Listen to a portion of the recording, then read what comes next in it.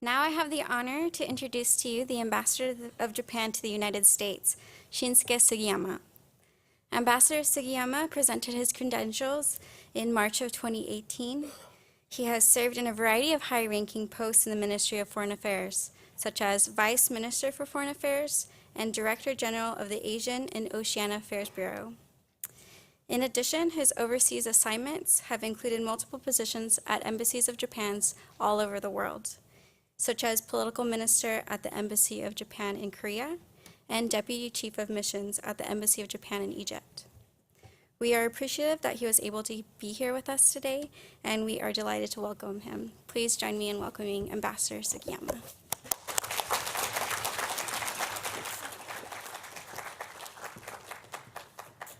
Well, thank you for your kind introduction.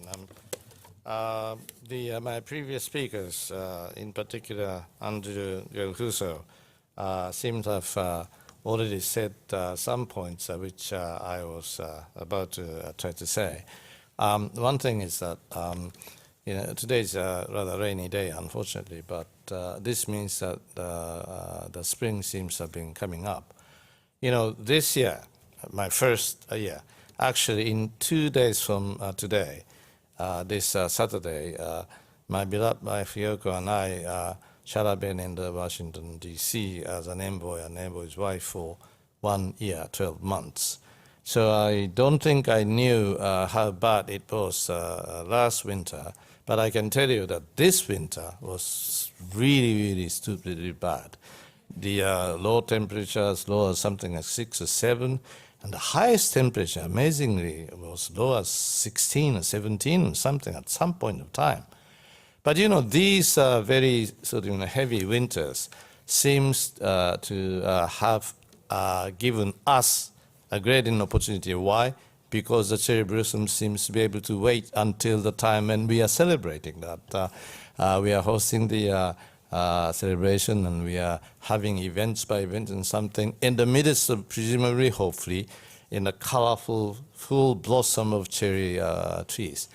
I was told at the time of Fujisaki or even Sasayon sometime, normally cherry blossom trees have gone at the time, and we are celebrating that by the middle of March or something. So it is in the sense that we are very unlucky to have this really dreadfully chilly weather, which is really dreadfully chilly. But in a sense, we are being given a luck to be able to celebrate in the midst of a cherry blossoms tree. Now, Secretary Mineta, Mr. Shukuri, Mr. Seino, and friends, all the new, the distinguished guests and ladies and gentlemen, good afternoon, and thank you for inviting me to a very important and memorable kind of an occasion. This is something which Andrew Gelhuso said something about. But, ambassadors normally don't wear pink ties like me. I didn't went until tomorrow, the day after tomorrow or something. Normally we wear something a bit more subdued, a nice subdued blue or red and something. But because of this, it's the beginning of cherry blossoms. My wife told me that you must wear a pink tie.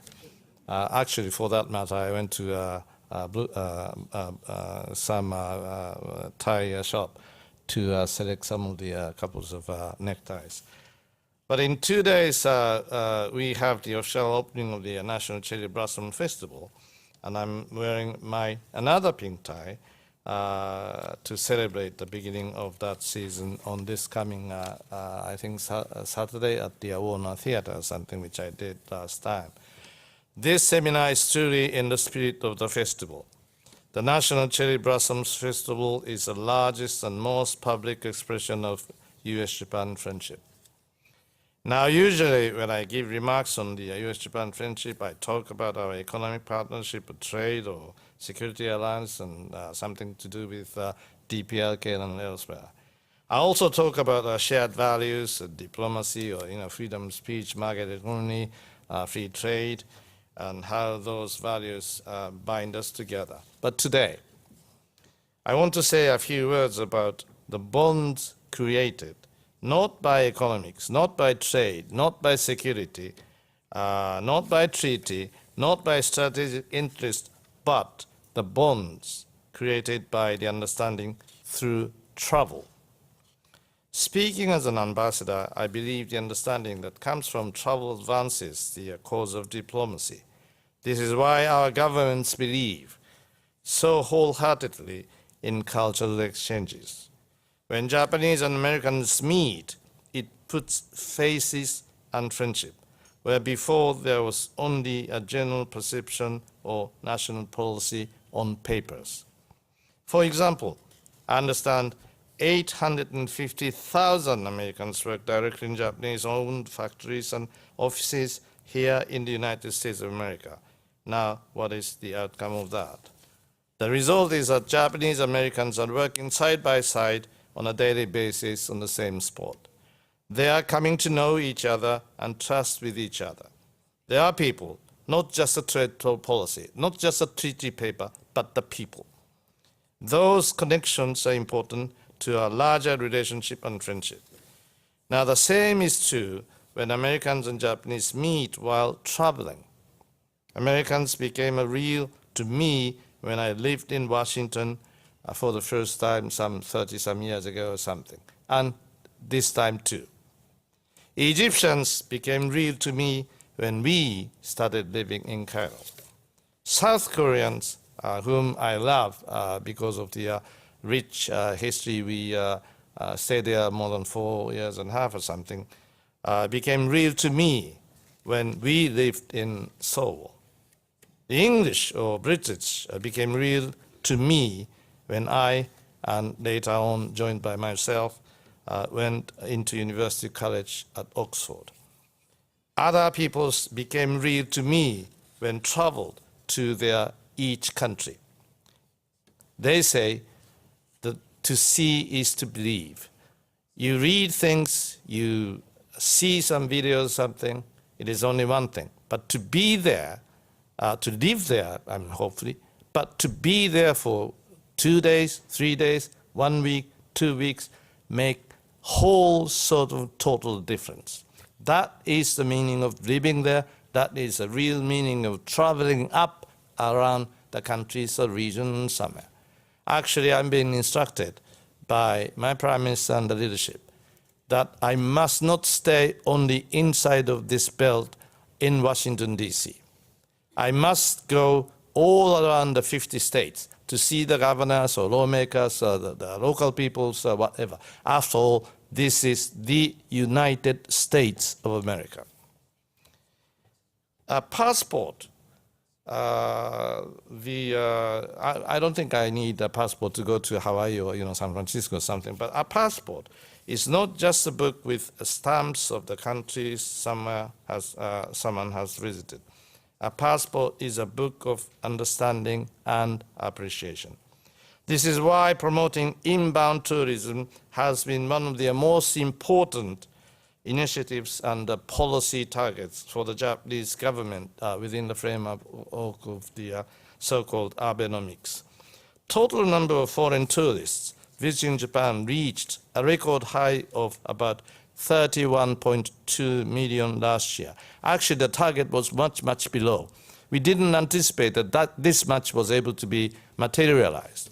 Now, the Japanese government now hopes that to reach the goal of 40 million tourists for 2020, the year that Japan is hosting the Olympics and Paralympics.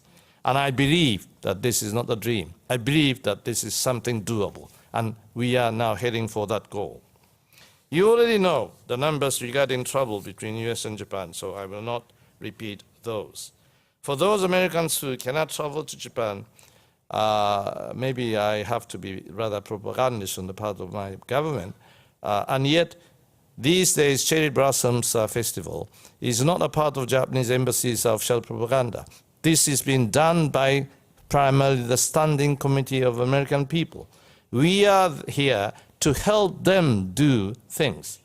The majority of the financial sources come from US industries, not Japanese industries. Of course, we are to help them, but more than the majority is coming from the American companies.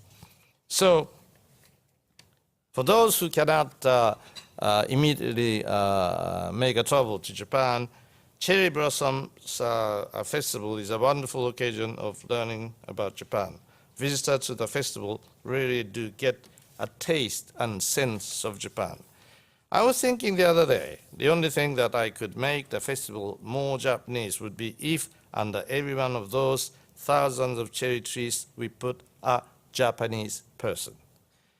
A cherry tree is great, but person is even much, much better. And that is the value of travel. So let me bring this close by saying thank you for inviting me today, and thank you for all you are doing to increase the travel and ties between our two countries closer. Thank you very much indeed.